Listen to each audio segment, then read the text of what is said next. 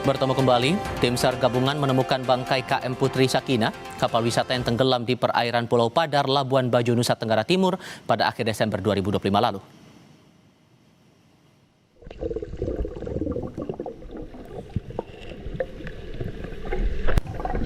Visual bawah laut ini menunjukkan kondisi bangkai KM Putri Sakinah yang tenggelam.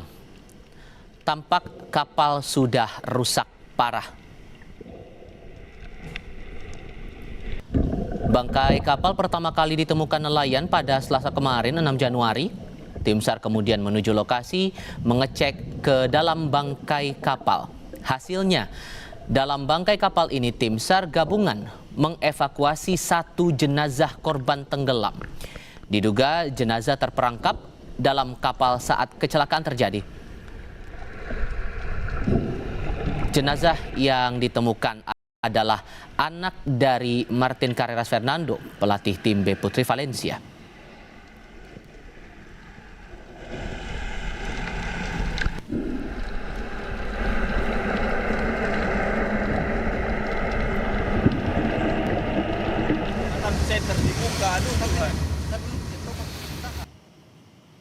Tim SAR gabungan kembali melakukan pencarian satu korban hilang insiden tenggelamnya kapal motor Putri Sakinah di Labuan Bajo.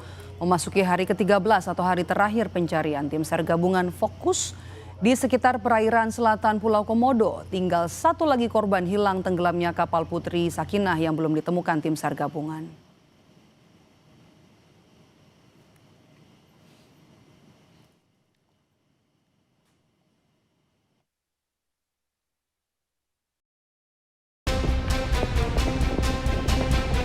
Inilah detik-detik saat tim SAR gabungan menemukan satu lagi jenazah korban kapal tenggelam di perairan Labuan Bajo, Nusa Tenggara Timur.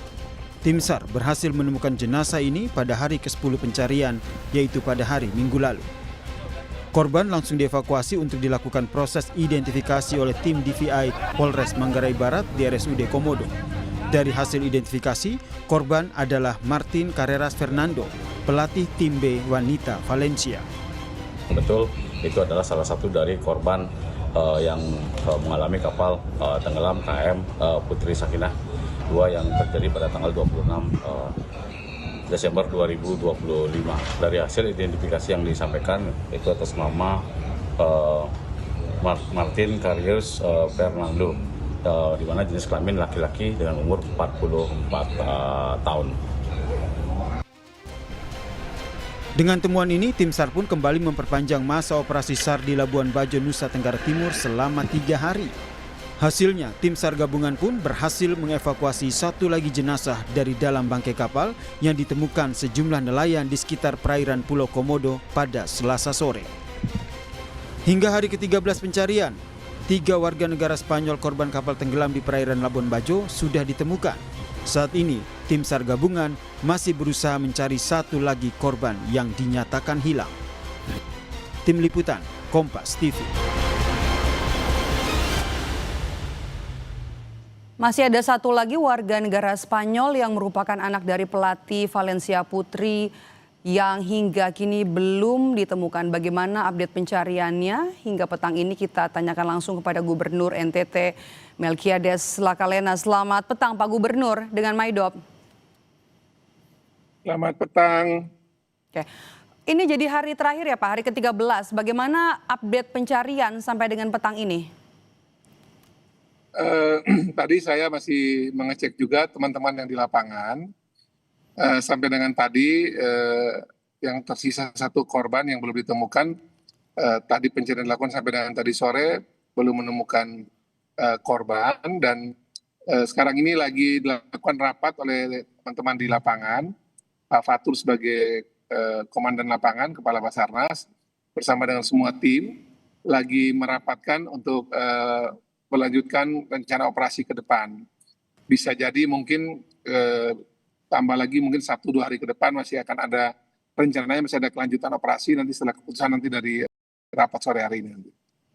Jadi diperpanjang 1 hari ya Pak? Masih kita tunggu keputusan, ini memang masih dirapatkan antara perpanjangan sekitar 1 atau 2 hari ke depan lagi. Oke, bicara soal kendalanya yang dihadapi oleh tim di lapangan apa saja Pak di hari terakhir ini? Yang pasti kan karena penemuan jenazah yang kemarin atau korban yang kemarin kan itu terjadi sudah juga bergeser dari radius titik awal ketika terjadi kapal tenggelam. Dan sekali lagi karena arus memang yang dilaporkan oleh teman-teman, arus di bawahnya itu memang cukup kuat sehingga diperkirakan posisi kapal ataupun nanti yang korban ini pasti akan ada pergeseran. Nah kemarin dan hari ini itu dipusatkan di sekitar Pulau Komodo dan belum ditemukan. Nah tapi nanti sekali lagi kami tunggu nanti hasil rapat sore hari ini tentang kepanjangan waktu operasinya apakah 1-2 hari ke depan, dan nanti lokasi pencarian pasti akan lebih difokuskan dengan data posisi kapal terakhir yang bisa diperkirakan ada di mana gitu. Yang kemarin 1 jenazah ditemukan di bangkai kapal, apakah artinya ini korban tidak bisa keluar atau menyelamatkan diri pada saat kejadian? Dan nanti keterangan resmi biar nanti oleh pihak otoritas terkait ya. Tapi yang saya dapat informasi sebagai informasi awal itu bahwa kemungkinan para korban terjebak di dalam kamar ketika kapal tenggelam sehingga tidak bisa keluar dari kamar ataupun mengapung, dan ketika pintu kamarnya itu sudah terlepas ataupun bagian atapnya terlepas baru kemudian korban bisa mengapung setelah kapalnya itu bisa kapal di bagian pintu atau di bagian atapnya itu bisa terlepas gitu. Tapi sekali lagi memang ini masih dicari lagi posisi kapalnya ada di mana karena korban terakhir diperkirakan dekat dengan tempat kapalnya bagian terbesar dari kapal ini. Oke, sembari proses pencarian penyebab kapal tenggelam, informasi sementaranya sudah ada, Pak Gubernur? Sekali lagi nanti ini biar otoritas terkait nanti yang menjelaskan, karena memang ini perpaduan dari banyak unsur ya, banyak faktor. Ada faktor tentu urusan cuaca, faktor kapal, faktor mungkin human error dan sebagainya. Nanti biarkan nanti otoritas terkait yang menjelaskan. Walaupun saya juga sudah mendapatkan gambaran awal, tapi karena ini harus melalui penyelidikan yang benar, yang betul, saya minta maaf sekali belum bisa menjelaskan karena nanti biar otoritas terkait nanti menjelaskan. Tapi kira-kira pasti ini perpaduan antara faktor cuaca, faktor kapal, faktor human error yang berbagai faktor ini yang menyebabkan kejadian kemarin. Banyak pihak juga yang menantikan soal itu. Oke, sempat diberhentikan ya untuk operasional kapal bisa berlayar, masih berlaku sampai saat ini Pak? Sekali lagi karena memang kemarin kami juga memang pas bertepatan juga dengan ada informasi BMKG tentang cuaca juga yang terjadi di sekitar NTT juga Labuan Bajo. Jadi saya juga sekali lagi berterima kasih kepada seluruh masyarakat Manggarai Barat, para teman-teman pengusaha pariwisata, terutama wisata bahari, yang dengan sukarela memang memberikan kesempatan kepada tim untuk bekerja dengan baik tanpa ada kegiatan wisata bahari hari-hari ini. Nanti sekali lagi kita tunggu saja hasil rapat hari ini baru nanti kita putuskan.